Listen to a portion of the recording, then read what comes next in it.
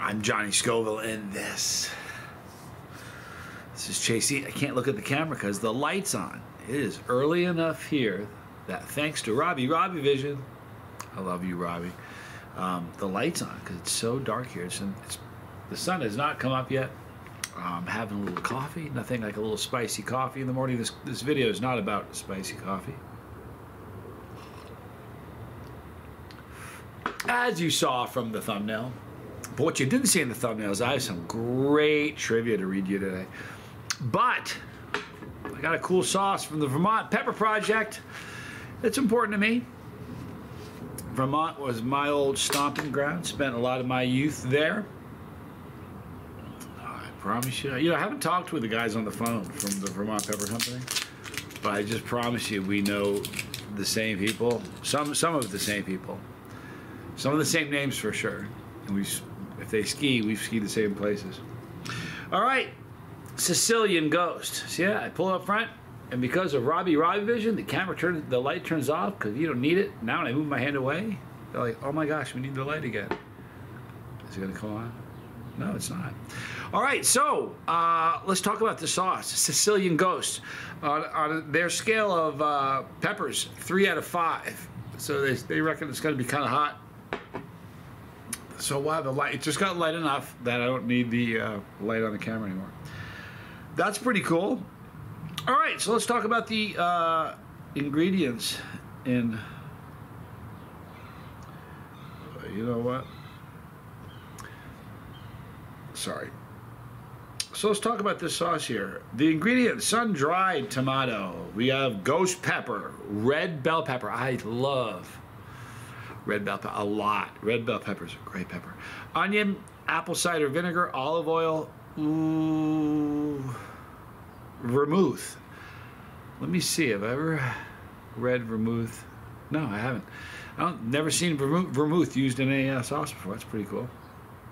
Cayenne pepper, salt, black pepper, basil, oregano, and parsley. And Dizzy Dragon, I want you to know, I'm going to take care of you. I love you. Dizzy Dragon's a good dude. I'll talk about this at some point. Anyway, it's naturally vegan, which is pretty cool. And it's gluten-free, people. And there's a close-up of your 3 out of 5 peppers. So yeah, it's going to be a hot one. This is from Clarendon Springs, Vermont.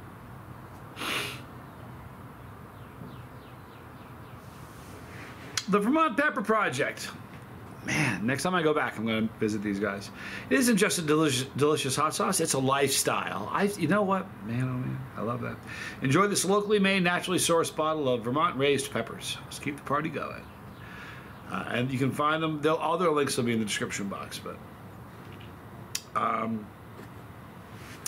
man, Vermont was fun. I went to school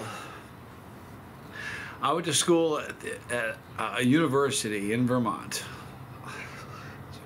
And back a long time ago, you youngsters won't remember this. And I'll doubt any of the... You know what? If you remember this, please tell me if you remember this beer. But there was a beer, and I think it was in the 80s. It was called Meisterbrow. You guys remember Meisterbrow? When they tested Meisterbrow, they chose Burlington, Vermont, because it had... And I read this article. It was awesome. It's not awesome if your parents are paid to send you to college there. But there was more bars per capita in Burlington, Vermont than any other place in the United States of America at the time. And they tested Meisterbrow there. Apparently we loved it, but it's not around anymore. If you remember Meisterbrow, you gotta tell me. But anyway, Burlington, man. I had fun in Burlington. Look at this. I dig their sauces. In fact, you know what? I had a dinner last night. I could have put one of the sauces on and didn't think of it. Oh! But what made me think of that is I know I'm going to have for dinner tonight, and I can use it tonight. So I'll be using one of their sauces this evening. All right, Sicilian Ghost. And this is funny because do you hear that beautiful, happy sound of success? I'm half Italian, half German. So there you have it. Not necessarily Sicilian, but I'm Italian. Oh. Wow.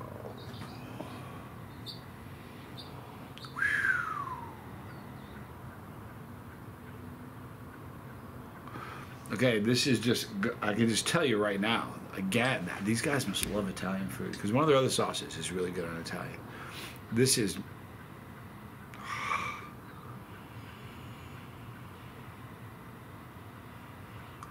before I even, I'm just gonna eat it. Ah, this smells so good. Here's the pork.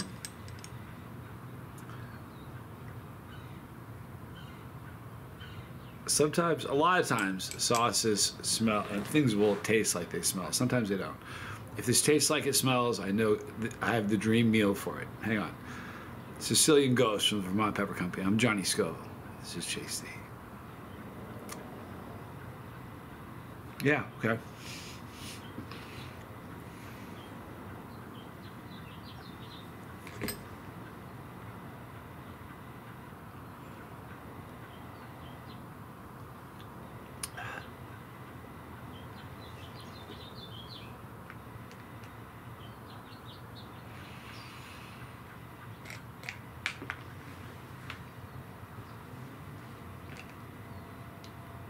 Oh, what a beautiful sauce. Listen, one of my we have a tradition here. Pretty much still do. It's a Scoville family tradition for a Christmas meal. Because my dad passing, it kind of threw things off a little bit. And his anniversary, by the way, is tomorrow. My dad died 3 years ago tomorrow. At any rate, my dad really started this because this was like one of his favorite meals. This is perfect on it. But my mom said to him, for Christmas, you can have anything. What do you want? And my dad said, homemade ravioli. Now, it's a chore. It's a labor of love. But we have a pasta making machine, and it's a really funny thing. All the women we get in the kitchen, and the guys are all doing something else, and they'd be rolling out pasta and making, and just tons of them, hundreds of them, because there's a lot of people, and it took hours and hours to make them, and then they have to sit for a little while. Then you got to cook them. But my dad called them tasty little cheese pies. But this would be so good on ravioli, just dumped off. This is just a monster on Italian. It's fantastic, amazing flavor. Oh, the black pepper is beautiful. I love the olive oil. It's got this beautiful little thing that olive oil does to a sauce. Oh, it's just absolutely beautiful. I mean, think about it. It's got the parsley, the oregano, the basil. This is something that would be so good. And look, anything Italian. And I've said this, every time there's a good sauce that's good on Italian, good would be on Italian food, I always say the same thing. I would put this as a replacement for pizza sauce. I love pizza a lot. And if you just got rid of the pizza sauce and I ran a pizza joint in college in Burlington. Put this as a pizza base. And all your cheese and fat. So, what time is it? All right, so we can't see the sun. The sun's up. It's just too cloudy. Good morning. That sauce is fantastic. Really, really a tasty sauce. You know what? I have a thing for Italian spicy sauces. I've got why I know that? Because I remember them. I remember the sauces. I've eaten thousands of ghost pepper sauces, and I don't remember all the ghost pepper sauces. Boy, I remember the Italian ones, the ones you can put on Italian food. You can think of the names of the sauces just like that. And this is one that will. If you like Italian food and you like hot sauce, there is your bogey. Who wants to hear some wicked cool information about feral cats? I've been doing I love cats. You guys know that. You know why? Because I've told you, more than once, told you a bunch, I'm a cat guy. Cats are just great creatures, they really are. So we're going to talk a little bit about feral cats because they're a thing. Feral cats are not the same as domesticated cats. No. Okay. Unlike domesticated cats that have been socialized, and are comfortable around humans. Feral cats have little to no contact with humans and are very wary of human interaction. They've adapted to survive in the wild and have developed specific behavior to cope with their environment. I'll tell you what, I've never seen a feral cat. Like, if it's around me, if it's near a house of mine that I couldn't become friends with and pet, and not joking. Here's the thing, though. Sometimes when I see a cat that's feral, I wonder, did this cat run away? You know what I mean? Or is this really a feral cat? You know what I mean? I have a friend, a family member, who has a cat. It's beautiful. They think it's feral. It was found in a dumpster. My thought is that's not a feral cat, unless the cat's mom gave birth in a dumpster. But that seems to me like that was animal abuse. However, real feral cats that are born in the wild, the cats are still cats. I'm the cat whisperer, but I will tell you, all animals, if I've been around feral cats and have domesticated them, have socialized feral cats, it's an interesting thing. It takes time, love, and patience. Time is the big one. Time, lots of love, and wicked patience. And you can do it. I told the story. I had a friend named Richard. He won't see this. If you do, hi, Richard. What a great guy. I had fun with Richard. Anyway, Richard had 13 cats, all of which were feral. That his wife, every time one showed up at the door, she'd take it. And I became friends with all of them. It was like a year before I even saw the last one. Didn't even see it. I kept looking for him because I was friends with him. I knew all the cats. I could touch and pet. And I wouldn't even touch them at first. They would just come up and rub against my leg. I let them do that for 2 weeks before I even reached down to try to touch them when they were doing it. And it wasn't even touching them. I put my hand out and let them touch my hand. But I love cats. I really do. Cats, feral cats form colonies. I don't know if you know that. Feral cats often gather in colonies for companionship and for protection. These colonies can range from the size of just a couple cats to dozens. Within the colony, there is a social hierarchy with an alpha cat leading the group and providing guidance. It's pretty cool, isn't it? Feral cats have excellent hunting skills. Let me tell you something. Domestic cats have excellent hunting skills. How good do you think they are for a feral cat? Feral cats are skilled hunters and have exceptional instincts. They rely on their hunting abilities to catch prey for survival. Their diet mainly consists of small mammals, birds, reptiles, and insects. You know, it's crazy. All of those things I've seen my cat eat, including snakes. I remember as a kid in Vermont watching them. I'm just like, I can't believe they're eating snakes. They would bring back a garter snake and eat a snake. Ugh. Now, I've eaten snake. I've eaten rattlesnake. But it was in a restaurant that was prepared, you know. Cats are still awesome. Cats, hang on. All right, this is an interesting one. And this one, a couple of these, I kind of was like, no, really? Go figure. Who would have thought that would have happened? Apparently, feral cats can reproduce quickly. One of the challenges posed by feral cat populations is their ability to reproduce quickly. There's a single pair of feral cats can produce multiple litters in a year, resulting in exponential growth population if left uncontrolled.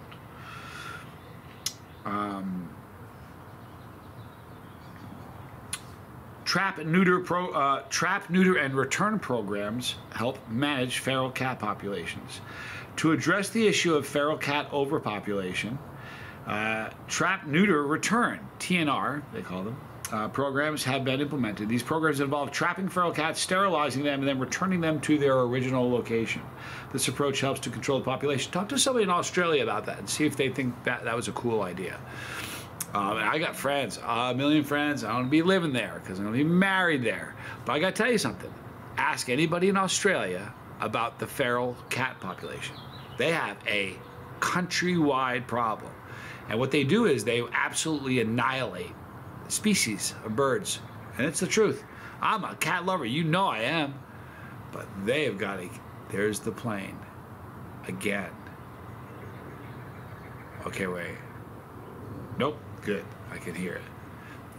If you weren't watching the other day, I was doing a video, and a plane flew right where that plane's flying. See, I can hear that one perfectly. It was maybe even a little closer, but it made no noise. Same plane, because it looks like a C-130 cargo plane. Anyhow, so it's interesting to me that they would. See, here's the thing. I'd rather socialize a feral cat. All cats want love. They just don't know how to get it. Feral cats do. They all want love, but they don't know how to receive it.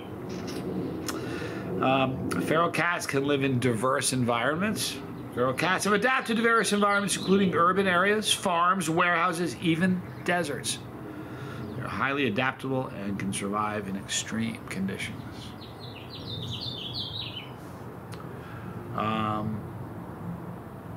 Feral cats have a shorter lifespan. Go figure, right? Compared to their domesticated counterparts, feral cats have a shorter lifespan. Factors such as exposure to harsh weather conditions, territorial conflicts, and lack of regular medical care contribute to their reduced life expectancy. You know, you don't need to be a Rhodes Scholar to figure that one out. Very smart creatures, though. Feral cats can be socialized. While feral cats are typically wary of humans, with patience and time, it is possible to socialize them. Socialization involves gradually introducing the cat to human contact and building trust. The process requires expertise and dedication. You just have to have a wicked love for animals. I dig cats. I'd rather spend the day with a feral cat than almost any than a domesticated cat. Way more fun, way more interesting, way more rewarding. Just me. Feral cats play an ecological role. Just not in Australia. I'm telling you, if somebody in Australia's got to comment and say, Johnny's right, I'm not playing, they got a problem over in Australia. Despite their reputation as nuisance animals, feral cats play a vital ecological role by controlling rodent populations. Their hunting skills help keep rodent numbers in check, reducing the spread of diseases associated with these pets. I buy that. And lastly, no, it's a new list. I'm going to tell you guys a funny story. I told this story before, but it's a true story. If you haven't heard it, it's just an amazing enough story about cats that if you haven't heard it, you're like, wow. Mama Skoll's got a brother who's a renowned surgeon, eye surgeon, had a dog. He was an Airedale Retriever. And he was getting elderly, and he was doing his residency or just completed, his name was Teddy, the dog. I can't remember if he was finished his residency or about to go into it, but he was moving to a new place where he couldn't have Teddy. So he said to my mom, his sister, can you guys have, the big favor to ask? And I would do it. Sister, brother, forget about it. He said, we live in New York. We got a great dog, Teddy. You know Teddy. We knew Teddy. Because they'd visit a lot, He goes, Teddy's getting old. We're moving to a place. Can Teddy live out the remainder of his days in the country with you? Be a great place for him to kind of chill, just get away from the city because he can't move to the new apartment. My mom's a star. My dad was just amazing. They said, sure. Now we had 2 cats that they didn't get a vote. Had they gotten a vote, they would have thought, it wouldn't have happened. Anyhow, here's what happened. It was around Thanksgiving time when we got him, I believe. I know when, anyway, it was before, it wasn't quite wintertime yet. And we got Teddy. And I had a cat named Linda. I named it Linda because it was my first crush. I was in love with my dad's smoking hot secretary. I loved her. Anyway, her name was Linda, so I named my cat Linda. And we had another cat named Snooper. Snooper was a trip. She was hilarious. Anyway, here's what happened. When the day Teddy showed up, my cat just disappeared to the furthest room in the house, and that was her pattern. Now, they were indoor-outdoor cats. We didn't have a cat box. They always went outside. They never, ever went in the house. They were great cats. They stayed at the door like, hey, the cat's got to go outside. It was it was different having a cat there, you know. They'd leave sometime, come back for a couple days later, for real. Anyway, so the pattern became wherever the dog was, my cat Linda would be in the furthest room from where that dog. If the dog went over this way, then the cat ended up over here. It did not want anything to do with that dog, and it was never in the same room with it.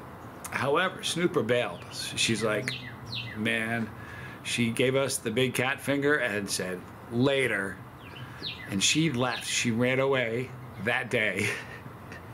And it's only funny because just a funny story. She bailed. We had a lot of land. You could walk. We had a lot of land. It was a beautiful place to live. I was very blessed. But we had these beautiful rock walls around our property. I mean, gorgeous, beautiful, like artisanally made rock walls. They were gorgeous.